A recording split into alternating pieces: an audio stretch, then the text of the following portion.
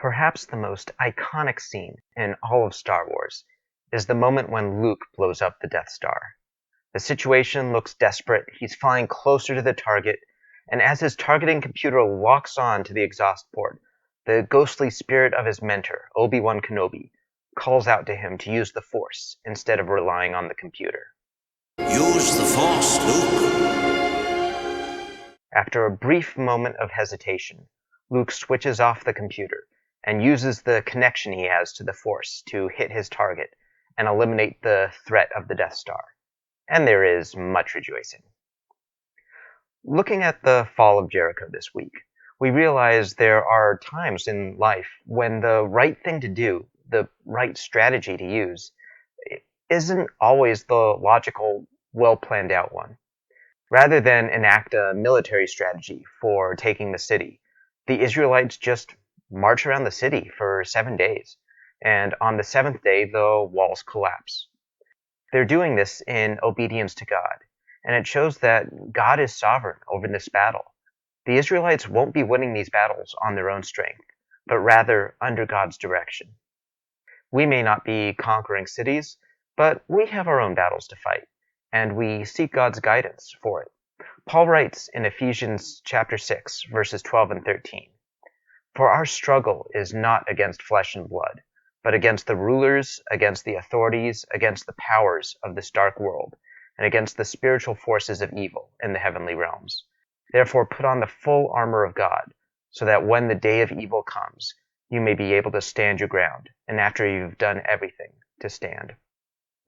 And again, in 2 Corinthians chapter 10, verses 3 through 5, "For though we live in the world, we do not wage war as the world does. The weapons we fight with are not the weapons of the world. On the contrary, they have divine power to demolish strongholds. We demolish arguments and every pretense that sets itself up against the knowledge of God, and we take captive every thought to make it obedient to Christ." We live in a world where we're commonly given bad ideas for how to be successful in life. You might be told that you need to obtain power, or wealth, or beauty. If you have a problem with someone else, you need to attack them and tear them down. You need to seek your own pleasure and your own happiness first, over concern for others. Or maybe you're told to celebrate vices like pride or greed or laziness.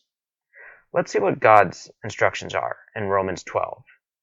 "For by the grace given me, I say to every one of you, do not think of yourself more highly than you ought, but rather think of yourself with sober judgment, in accordance with the faith God has distributed to each of you.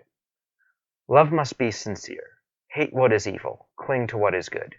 Be devoted to one another in love. Honor one another above yourselves. Never be lacking in zeal, but keep your spiritual fervor, serving the Lord. Be joyful in hope, patient in affliction, faithful in prayer. Share with the Lord's people who are in need. Practice hospitality. Bless those who persecute you. Bless and do not curse. Rejoice with those who rejoice. Mourn with those who mourn. Live in harmony with one another. Do not be proud, but be willing to associate with people of low positions. Do not be conceited. Do not repay anyone evil for evil. Be careful to do what is right in the eyes of everyone. If it is possible, as far as it depends on you, live at peace with everyone. Do not take revenge, my dear friends, but leave room for God's wrath. For it is written, 'It is mine to avenge. I will repay,' says the Lord. On the contrary, if your enemy is hungry, feed him. If he is thirsty, give him something to drink. In doing this, you will heap burning coals on his head. Do not be overcome by evil, but overcome evil with good." These ideas are often ones that the world thinks are foolish. Forgiving your enemies, bless the people who are mean to you, honor other people above yourself. These are the ways we fight battles that are different than the way the world fights battles. When we thrive doing these things, we show that God's power is at work in us. So what should we do? Do your best to read the Bible, to understand what God calls us to do. Train yourself in wisdom so that you can recognize right and wrong. And more importantly, be praying each day for the wisdom and insight to know what to do.